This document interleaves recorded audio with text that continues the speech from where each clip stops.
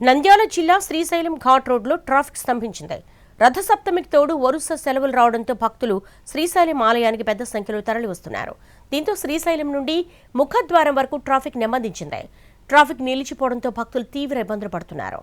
మరోవైపు వాహనాల ట్రాఫిక్ ను క్లియర్ చేసే పనిలో పోలీసులు నిమగ్నమయ్యారు.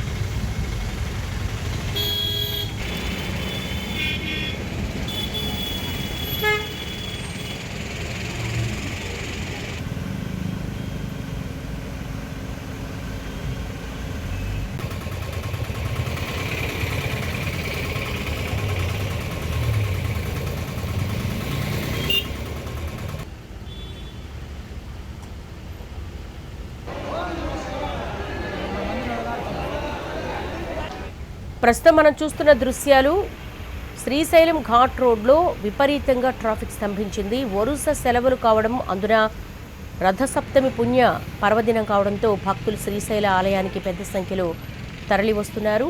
దీంతో శ్రీశైలం నుండి ముఖద్వారం వరకు కూడా ట్రాఫిక్ నెమ్మదించింది. ట్రాఫిక్ నిలిచిపోవడంతో భక్తులు తీవ్ర ఇబ్బందులు పడుతున్నారు. మరోవైపు వాహనాల ట్రాఫిక్ను క్లియర్ చేసే పనిలో పోలీసులు నిమగ్నమయ్యారు.